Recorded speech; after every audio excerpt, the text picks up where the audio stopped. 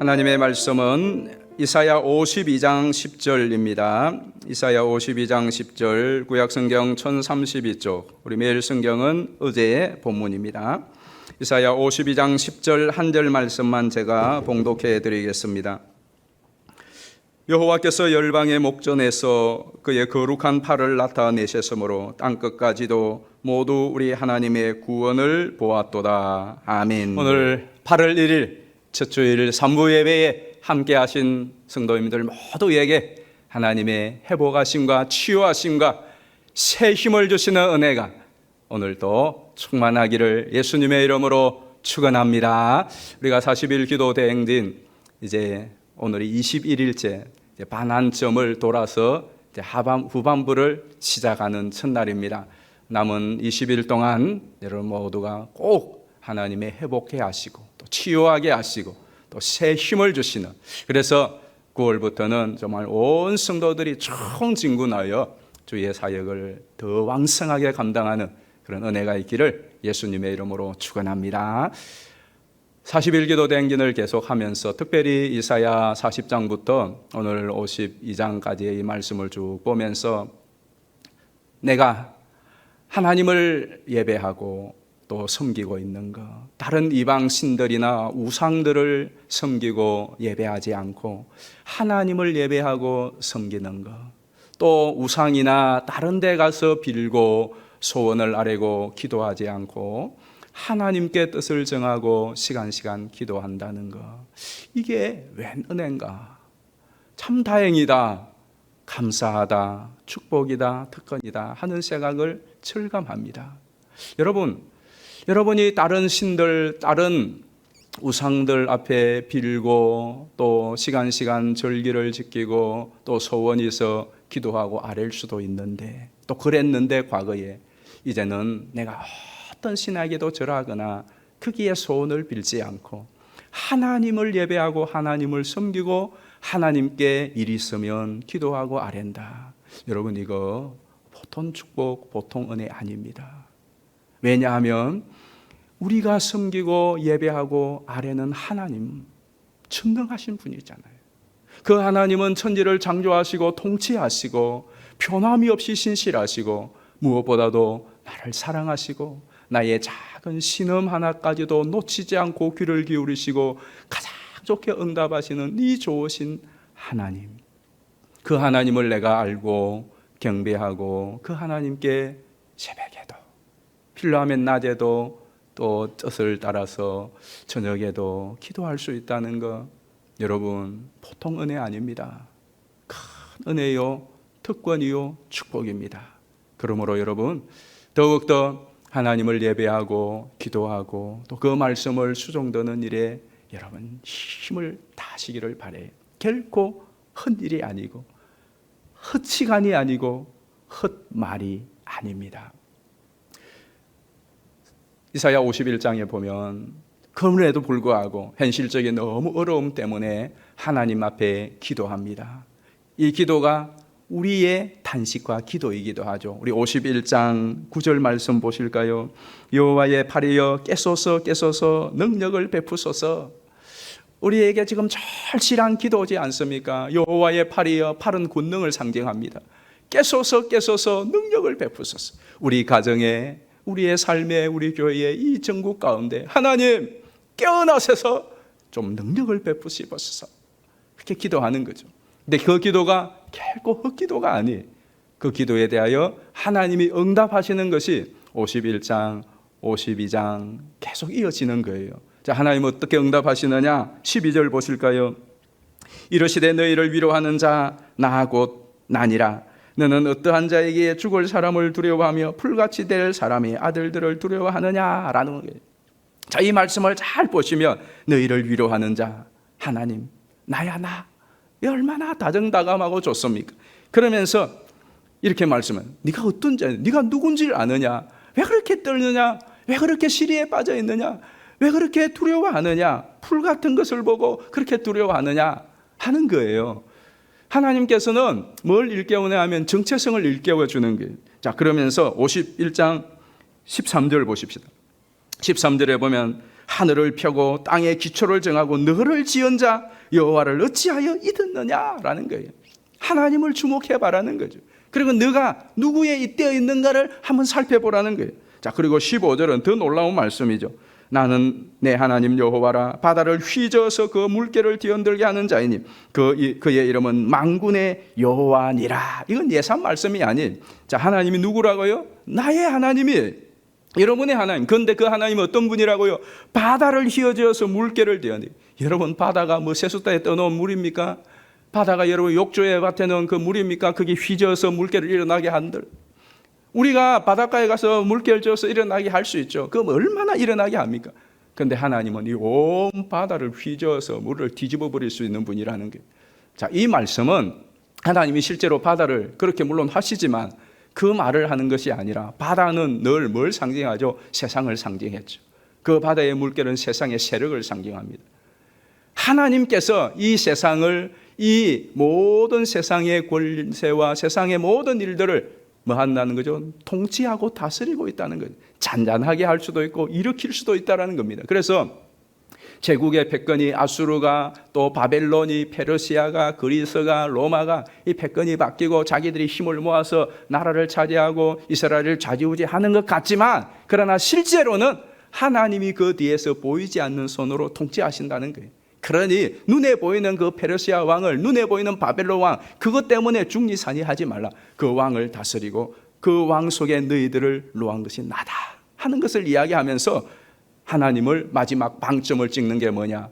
내 이름은 만군의 여호와다 라고 말하는 거예요. 여러분, 이 만군의 여호와 우리가 예사롭게 그냥 넘겨버릴 게 아니에요. 만군의 여호와라는 것이 계속 나옵니다. 이 만군이라는 말을 잘 좀 이제 기억해 놓으십시오. 만군은 말 그대로 한자로 하면은 만명의 군사죠. 근데 이 만이라고 하는 것은 단지 만을 말하는 것이 아니라 무수한을 말하는 대명사잖아요. 근데 그것을 그 많다는 것이 뭐예요? 군사가 많다는 것은 그만큼 내가 세력이 강하다, 힘이 강하다는 거예요. 그만큼 힘이 강하고 세력이 강하다는 것은 또 뭘 말하는 거예요? 그만큼 내가 통치한다는 거예요. 그래서 영어 성경들은 그 메시지 성경, 유진 피터슨의 메시지 성경은 엔젤 아미즈, 하늘의 군대라고 그렇게 말해요. 하늘의 천사들. 그러니까 사람 군대가, 세상 군대가 아무리 많아도 여러분 하늘 천군 천사 한번 넣으면은 그 게임이 안 되죠. 그러니까 하나님은 그런 하나님이라는 거예요. 뭘 말하고 싶은 거죠? 하나님은 절대 권력을 가진 통치자라는 겁니다. 그리고 너희들은 이 절대 권력을 가진 통치자의 보호와 섭리 속에 있는데, 눈에 보이는 풀과 같은 잠깐 있다가 사라질 그 권력이 이리저리 한다고 그것 때문에 기겁을 하고 두려워 떠느냐? 너 그런 시시한 존재 아니야 라고 말하는 겁니다. 자, 그러면서 16절 한번 보실까요? 16절, 내가 내 말을 내 입에 두고 내 손을 손그늘로 너를 덮었나니 이는 내가 하늘을 펴며 땅의 기초를 정하며 시온에게 이르기를. 다 같이 읽어볼까요? 시작. 너는 내 백성이라 말하기 위함이니라. 하나님이 이 모든 통치력을, 이 모든 권력을 뭘 위해서? 네가 내 백성이라는 것, 그거 나타내는 데 사용한다는 겁니다. 여러분, 이 말씀이 황홀하지 않습니까? 가슴이 뛰지 않습니까? 저는 이 말씀을 보면서 와, 내가 뭔데? 내가 뭔데? 하나님이 이 세상의 모든 통치를 나 같은 것, 내가 하나님에게 속했고 하나님의 보호를 받고 하나님이 공급하신다를 나타내고 증명하는 데 쓰시는가 하는 생각을 하면 우리가 정말 황홀하고 황송하고 무엇이 두렵습니까, 여러분? 여러분, 이게 좀 실제가 되었으면 좋겠어요. 그러면서 하나님께서 제일 먼저 우리에게 말씀하고 싶은 건 너 정체성, 너가 누군가를 좀 알라는 겁니다. 너는 보통 사람이 아니다. 나 만군의 여호와 전능하사 천지를 만드신 하나님의 아들, 딸이지 않느냐? 너희들을 내가 지키고 내가 보호할 것이고 물 가운데 지나도 거기에 그렇게 사장되도록 내버려두지 않을 것이다. 왜? 내 명예가 달렸지 않느냐? 네가 내 아들인데, 내가 네 애비인데 애비 꼴이 뭐가 되겠냐? 그렇지 않다는 겁니다. 지금 어려움과 시련을 당해도 그게 끝이 아니다. 너희들은 영원을 향하여 가고 있지 않느냐? 이 세상은 잠시 지나가는 코스지 않느냐? 여기에 때문에 불평하고 원망하고 중리산이하지 말고 너희들은 이거는 지나가는 길이고 영원히 있지 않느냐? 어마어마한 면션이 있지 않느냐. 그 길을 향하여 가는 너희 존재라는 걸 잊지 말라. 그래서 제발 힘 좀 내라 하는 이야기입니다. 자, 오늘 우리가 읽지 않았지만 51장 17절 보십시다. 51장 17절에 보면 그래서 하나님 뭐라고 말하죠? 여호와의 손에서 그의 분노의 잔을 마신 예루살렘이여 뭐하라고요? 깰지어다 깰지어다 일어설지어다. 하나님이 안타까워서 이제는 깨어나 일어나 라고 말씀합니다. 그리고 또 쭉 이야기하다가 52장 1절에 보면 또 한번 이렇게 말씀합니다. 이 말씀 우리가 같이 소리내어 읽어보겠습니다. 시작. 시온이여 깰지어다 내 힘을 낼지어다 거룩한 예루살렘 성 예루살렘이여.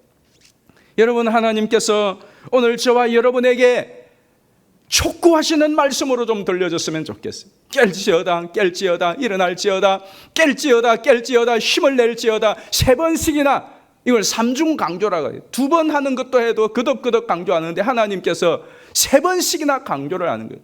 3번씩이나. 이 3번씩 강조하는 3중 강조에는 어떤 의미가 있을까요? 첫 번째는 긴박성이 있죠. 그리고 필연성, 중요성이 있는 거예요. 여러분이 애들 참 많이 깨워서 학교 보내지 않습니까?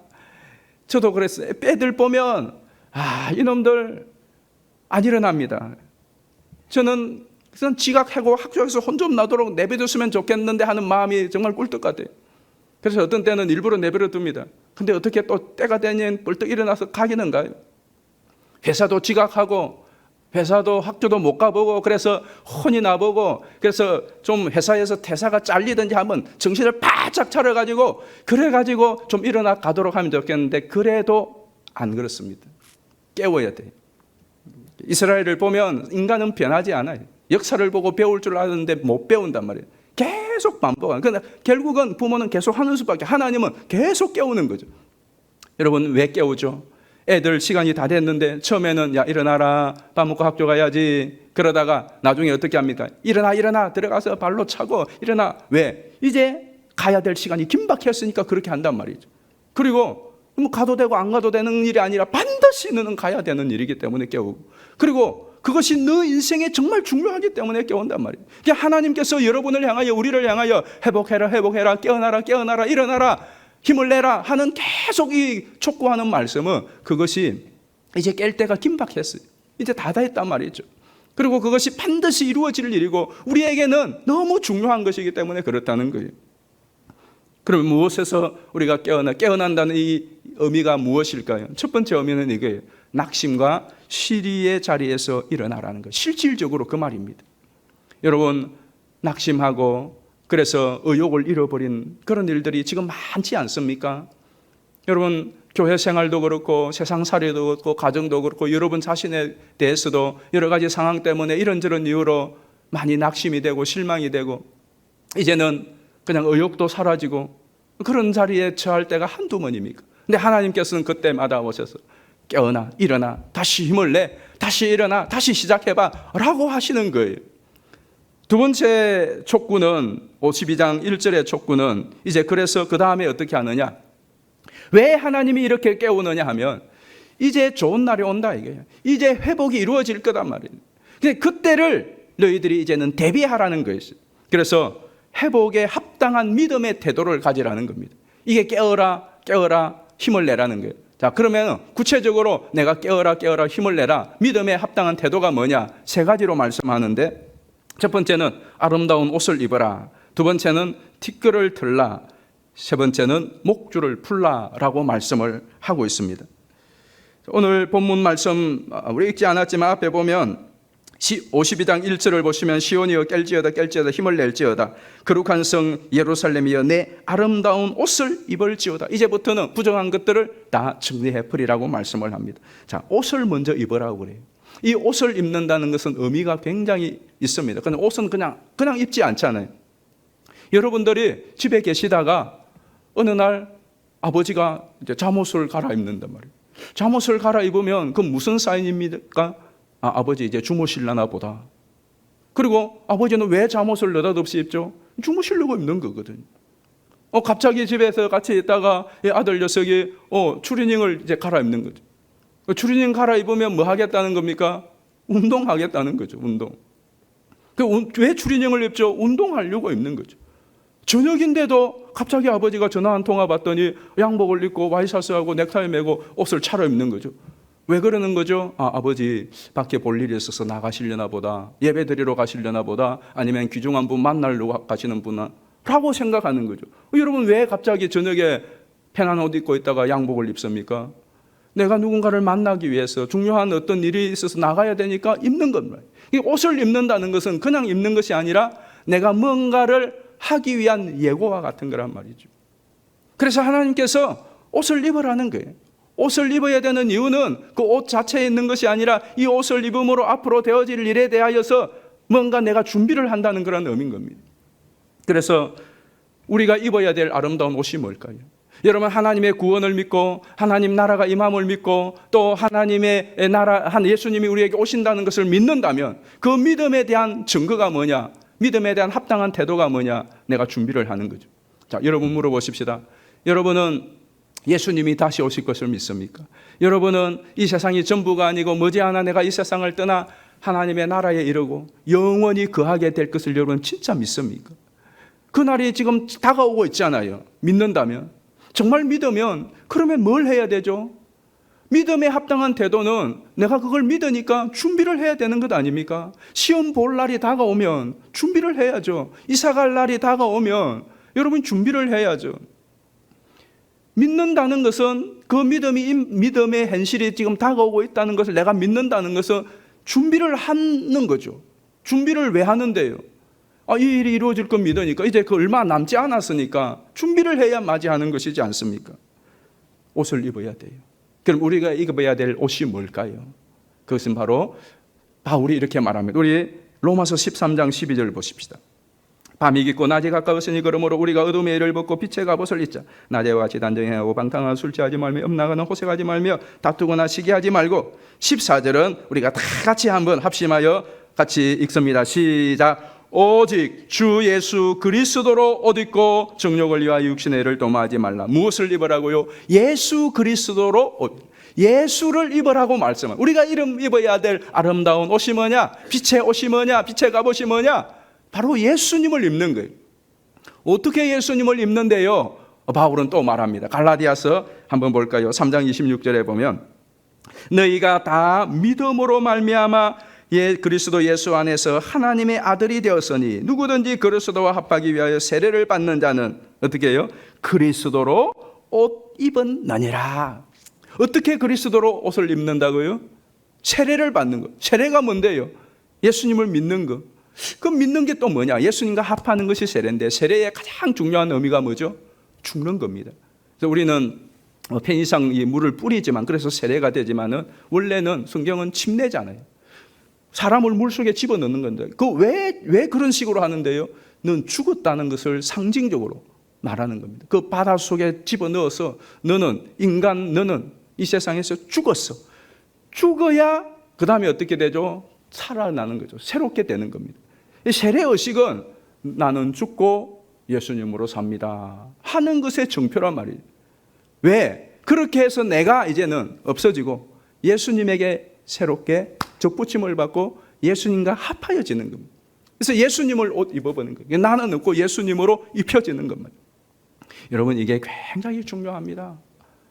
여러분이 옷을 입지 않은 채로 결코 주님 앞에 설 수도 있고 들어갈 수도 없습니다. 혹 어떻게 다른 사람에게 끼어서 들어갔더라도 바로 발각돼서 대출당합니다. 우리 예수님 말씀한 천국 비유 한번 볼까요? 마태복음 22장 11절.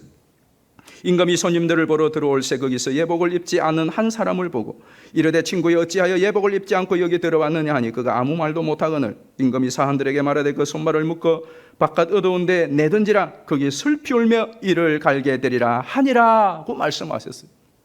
뿐만 아니라 실제로 나중에 요한이 천국의 상황을 환상으로 쫙 보니까 어떤 일이 일어났죠? 입간 예배 때마다 제가 여러분 말씀을 많이 들었던 내용이지 않습니까? 요한계시록 7장 9절 보십시다.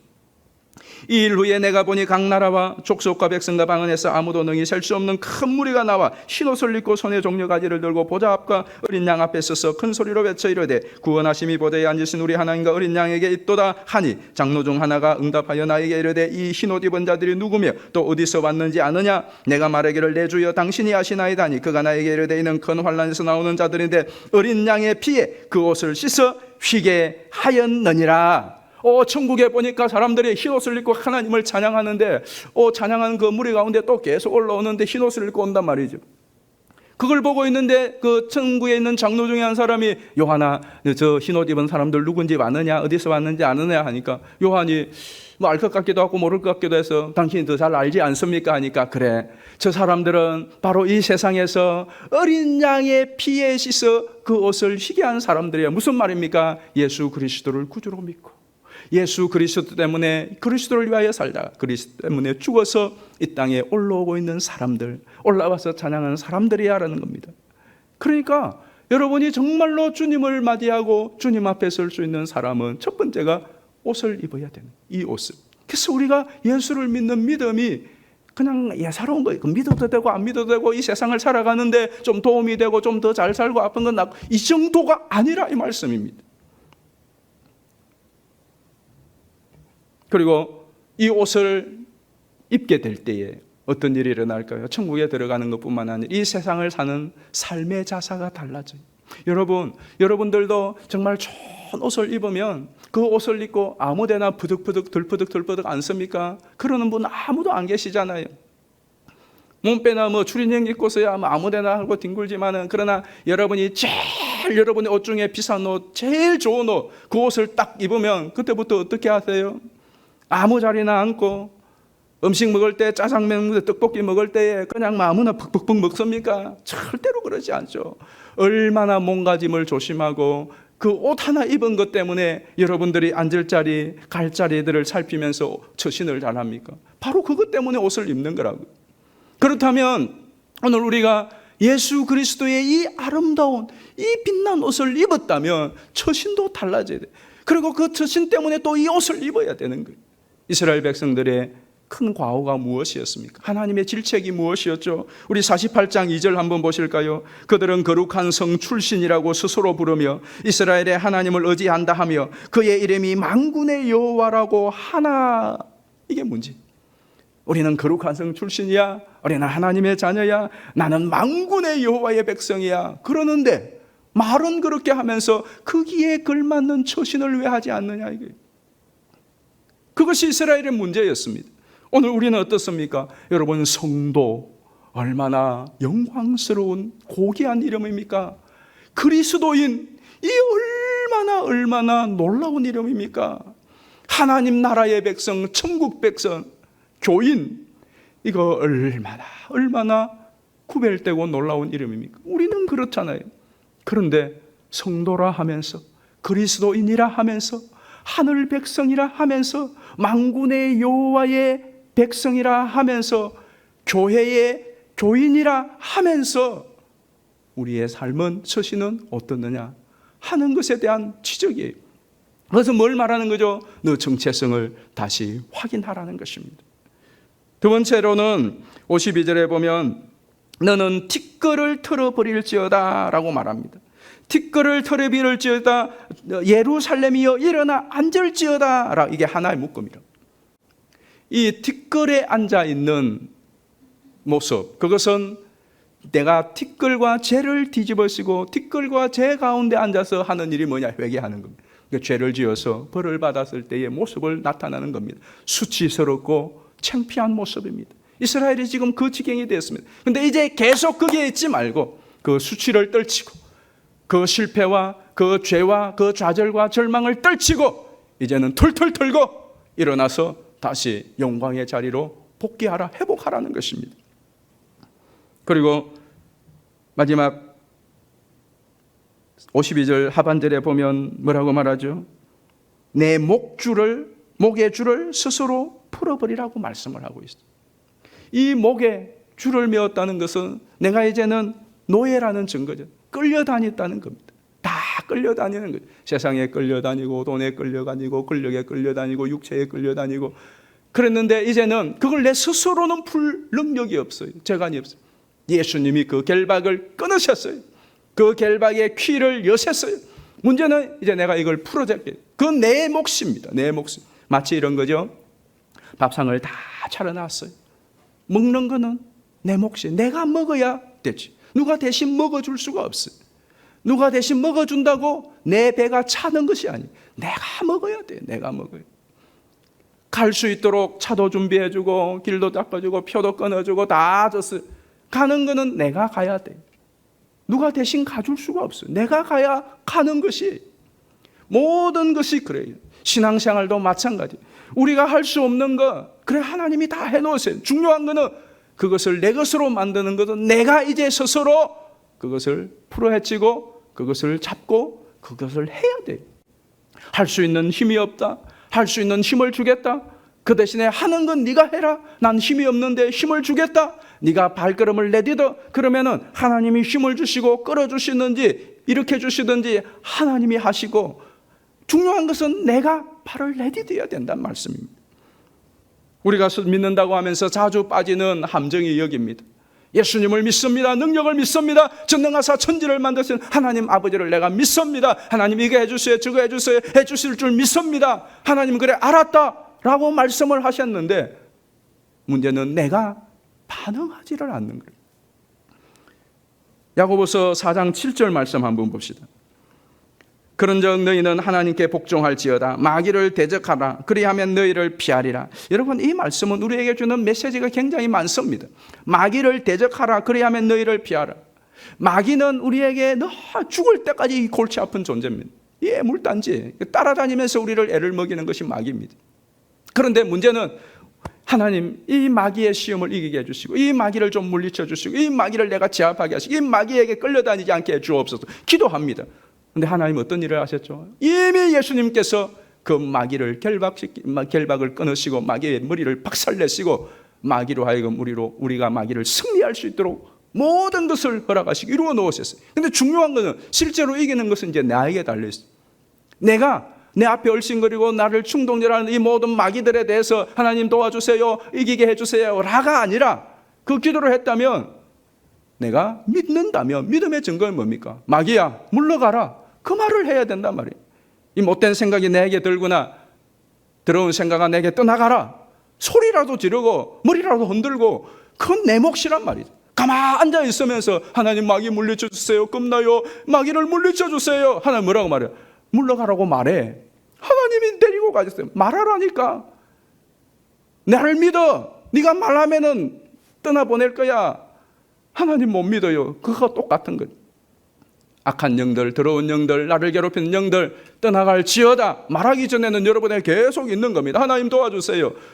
도와주죠. 근데 네가 말해라니까. 네가 떨치어내라니까. 그 목줄 내가 풀어놔서 열쇠 풀어놔서 그냥 벗어 던져. 왜 벗어 던지를 않느냐는 거죠. 갈라디아 5장 1절 말씀 보실까요? 그리스도께서 우리를 자유롭게 하려고 자유를 주셨으니 그러므로 굳건하게 서서 다시는 종의 멍에를 매지 말라라. 모든 자유를 줬는데 스스로 얽어매고 스스로 매인받아서 스스로 못한다, 안 된다, 나는 못해, 안 돼, 해봐도 소용없어 그러고 있지 말고 이제는 다시는 그 굴레를 매지 말고 하나님이 자유하겠습니다. 한번 해봐라는 겁니다. 한번 나가보라는 겁니다. 지금까지 안 됐는데 오늘부터 된다니까 한번 해보라는 거예요. 여러분 아직도 스스로 매여 있는 것 없습니까? 누가 매지 않는데 내 스스로 매여 있고 자책에 빠져 있고 시리에 빠져 있고 안 된다고 생각을 하고 있고 해봤더니 안 되었더라고 하는 거기에 계속 매여 있는 거죠. 계속 매여 있고 계속 그 상처에 스스로 자기가 상처를 스스로 받고 그러지 말고 이제 그것을 풀어 툴툴 좀 털어봐라는 겁니다. 왜? 나를 믿어라. 하나님을 믿고 그 믿음에 대한 태도, 믿음에 대한 증거로서 내가 좀 툴툴 한번 털어보는 것입니다. 다시 정리를 합니다. 회복의 말씀에 합당한 믿음의 태도가 뭐라고 그랬죠? 첫 번째는 낙심과 시리를 떨치고 일어나는 것입니다. 두 번째는 아름다운 옷을 입고 단장하는 겁니다. 옷 매무새를 다지고 다시 좀 얼굴도 다시 하고 흥크러진 머리도 좀 단장을 해보는 것입니다. 세 번째로 그리고는 뒷걸을 들고 결박을 풀어라 하는 것은 이제 내가 행하는 것입니다. 큰 시리에 빠져서 갑자기 가족이 세상을 떠나게 되고 사업이 무너지고 갑자기 질병이 내 몸에 닥쳤을 때에 누구나 다 마찬가지입니다. 장사가 없습니다. 다 다리에 힘이 풀어집니다. 앞이 깜깜합니다. 황망한 생각이 듭니다. 누군들 안 그렇습니까? 그래서 잠시 주춤하지만은 그러나 하나님 말씀합니다. 다시 힘을 내라고. 그러면 다시 정신을 차리고 그래 내가 이래서 안 되지. 내가 일어나야지. 내가 다시 힘을 내어야지. 그러고 일어나는 거예요. 그리고는 옷을 주섬주섬 챙겨 입고 내가 오늘 밖에 나가봐야지. 또 출근해봐야지. 또 예배자에 나가봐야지. 그리고 또 옷을 다지고 매무새를 다지고 머리도 좀 빗고 나가보는 거예요. 그러면 그때 역사가 일어나는 것입니다. 하나님이 지금 그 일을 촉구하는 겁니다. 이제 정신을 차리라. 이제 일어나라. 힘을 내라. 그리고 스스로 매여 있지 말고 지금까지 매여 있었지만 그 결박을 내가 풀어놓았으니까 한번 벗고 나가봐 라고 말씀하는 거죠. 왜 이렇게 하나님이 촉구를 하죠? 왜 이렇게 계속 촉구하는 것이죠?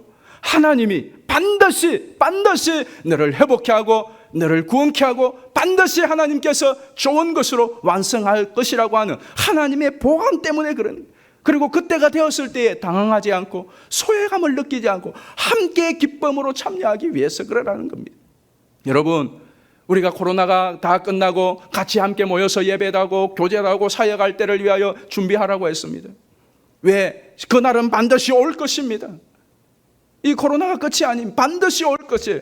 그때에 우리 서로 같이 기뻐하며 같이 간증하며 같이 하나님이 하신 일들, 고난을 이기며 견디었던 것들, 하나님께서 그때 베풀은 은혜들을 함께 하는데 나만 물뚱물뚱해가지고 할 말이 별로 없어. 준비한 것도 별로 없고 스스로 소외감을 느끼고 하나님은 그걸 원치 않는 거예요. 여러분 모두가 다 그날이 되었을 때 우리 주 앞에 섰을 때에 주님의 구원의 날과 회복의 날이 있을 그때에 함께 같이 기뻐하며 함께 같이 격려하며 함께 같이 찬양하는 그것을 위하여 하나님께서 때가 점점 가까워오니까 깨어라 정신을 차려 시리에 빠져있지만 힘을 내 다시 일어나 떨치고 나가라고 하는 것입니다. 이 일에 대하여 하나님의 의지가 얼마나 강력한가를 보여주는 것이 오늘 우리가 읽은 10절이에요. 하나님께서는 깨어라 힘을 내라. 그리고 다시 옷을 입고 단장을 하고 수치를 떨쳐버리고 다시 시작을 해봐 라고 말하면서 3절부터 오늘 10절까지는 무엇을 이야기하느냐면 내가 반드시 그 일을 이루리라는 하나님의 강력한 의지를 드러내고 있는 거죠. 그리고 53장은 이제 어떻게 그 일을 이룰 것인가를 말씀해 주는 거죠. 오늘 주일날 매일 성경 본문이 이제 53장이지 않습니까? 이 53장 오늘 예배 마치고 여러분이 꼭 좀 깊이 묵상해 보십시오. 이사야 53장은 우리가 깊이 묵상하면 할수록 단샘물 꿀이 솟아져 나오는 말씀과 같잖아요. 하나님이 어떻게 회복을 하실 것인가를 설명해 주는 거예요. 그런데 어떻게를 설명하기 전에 얼마나 그것이 확실한 것을 말씀하는 것이 오늘 우리가 읽지는 않았지만은 52장 3절에서 10절까지의 내용이고 10절이 방점을 찍는 거예요. 그래서 10절만 읽었는데 우리 10절 같이 한번 볼까요? 이 10절은 우리 다 같이 한번 같이 소리를 내서 읽어봅니다. 시작. 여호와께서 열방의 목전에서 그의 거룩한 팔을 나타내셨으므로 땅 끝까지도 모두 우리 하나님의 구원을 보았도다라는 거예요. 하나님이 거룩한 팔을 나타내셨기 때문에 이 거룩한 팔을 나타내셨다 하는 말이 그냥 나타내셨다, 드러내 보였다 이게 아니라 실제로는 영어 성경이 잘 번역을 했어요. 베어라고 하는 말은 맨살, 속살을 드러내다 하는 뜻이잖아요. 팔에 속살을 드러냈다는 것은 이 팔이 살이 보이도록 드러냈다는 거죠. 그래서 유진 피터슨은 메시지 성경에서 rolled up his sleeve, 이 소매를 말아 올렸다. 잘 표현을 했죠. 그러니까 한번 보세요. 하나님께서 팔을 드셨다는 말은 성경에 많이 나와요. 건능의 팔을 드셨다, 팔을 펴셨다 다 나오는데 왜 하필 이 본문에서 소매를 걷어 올렸다고 할까요? 자, 하나님께서 느닷없이 소매를 걷어 올렸어요. 제가 설교를 하다가 소매를 걷어 올렸습니다. 그러면 왜 걷어 올렸을까요? 더워서 아니란 말이죠. 자, 여러분이 어떤 사람과 이야기를 한참 열을 내려 하다가 이게 하고 손을 걷을 때 왜 소매 걷으십니까? 여러분이 어떤 일을 하다가 일을 주섬주섬 하다가 갑자기 손을 긋고 일을 하려고 할 때 왜 소매를 긋죠? 소매를 긋는 것은 뭐 싸움을 하든 일을 하든 뭘 하든 적극적인, 아주 적극적인 내 태도와 각오를 드러낼 때 그렇습니다. 내가 이 일을 그냥 대충 하다가 이거 제대로 한번 해봐야 되겠다 할 때는 소매를 긋죠. 적극적으로. 싸움을 막 말을 하다가 이거 진짜 한번 하고 이제 제대로 한번 맞붙어 보겠다 할 때 소매를 긋습니다. 그럼 상대방도 같이 소매를 긋죠. 뭘 하든 소매를 긋는다는 것은 그 하는 일에 대하여 더 적극적인 어떤 태도, 그리고 반드시 내가 한번 해보겠다는 의지를 드러내는 겁니다. 그러니까 하나님이 소매를 긋었다는 것은 그만큼 하나님의 의지와 적극적인 하나님의 열의를 나타내는 거예요. 그러니까 하나님 뭐 하시려고, 뭐 하는데 그렇게 열을 올려서 소매를 긋는, 그것이 바로 저와 여러분을 구원하기. 그래서 하나님이 팔을 걷어붙이신 이유가 뭐냐? 열방을, 그 열방 중에 한 사람인 저와 여러분을 회복하고 구원하기 위해서, 이스라엘 너희들을 회복하기 위하여서 하나님께서 팔을 걷어붙이셨다 이거예요.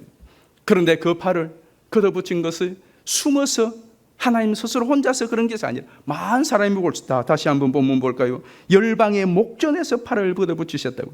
열방의 목전에서 팔을 걷어붙이셨다. 이 열방의 목전, 모든 민족 앞에서, 민족이 보는 데서, 숨어서가 모든 민족이 볼 수 있도록 보는 데서 하나님이 팔을 걷어붙이신 거죠. 여러분이 하나님이 팔 걷어붙인 것을 좀 보십시오. 이 성경을 보면서 하나님이 팔을 걷어붙이신 것을 좀 보시라고요. 뭐 하시려고? 여러분을 회복시키고 여러분을 구원의 완성에 이르도록 하시기 위하여 하나님이 팔까지 걷어붙였어요. 그러면 실패하겠습니까? 포기할 수 있겠습니까? 그럴 리가 없다는 겁니다. 하나님이 팔을 붙여셨기 때문에 모든 사람들이 하나님의 구원을 보았도다고 그랬습니다. 그렇습니다, 여러분. 여러분은 하나님의 이 큰 뜻 앞에, 이 큰 결단 앞에 어떻게 하시겠습니까? 하나님이 팔을 걷어붙이시고 여러분을 한번 구원해 보겠다고, 회복시켜 보겠다고 하시는데 여러분 어떻게 하시겠어요? 마지막 자막 한 번만 더 보십시다.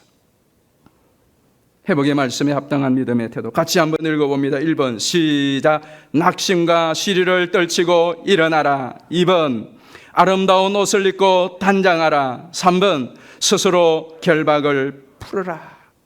여러분도 팔을 걷어붙이고 다시 자리를 쫙 펴고 일어나 힘을 내어서 기도의 자리에 나가시고, 여러분들도 팔을 걷어붙이고 다시 말씀을 붙드시고, 팔을 걷어붙이고 또 숨기는 일에 팔을 걷어붙이고 한번 복음을, 하나님이 팔을 걷어붙였으니 나도 같이 팔을 걷어붙이고 해보자 이거예요. 그때 하나님이 여러분을 도우시고 반드시 약속하신 약속을 성취하실 줄로 믿습니다. 주님, 시온아 깰지어다 내 힘을 낼지어다. 여호와께서 열방의 목전에서 그의 거룩한 팔을 드러내셨다고, 팔을 걷어붙이시고 우리를 돕고 회복시키겠다고 하신 그 주님을 믿음으로, 주님 내가 이제 다시 힘을 내어 일었습니다. 다시 출발하겠습니다. 다시 시작해 보겠습니다. 훌훌 털고 다시 정신을 차리고 하나님이여 새 출발하겠습니다. 주님을 믿고 신뢰합니다. 여러분 믿음으로 선포하며 기도하시고, 여러분의 연약한 부분들, 또 여러분을 묶고 있는 부분들 오늘 이 시간 예수의 이름으로 끊어내고 선포하고 벗어내시기를 바라요. 우리 주여 부르고 통성으로 기도합니다.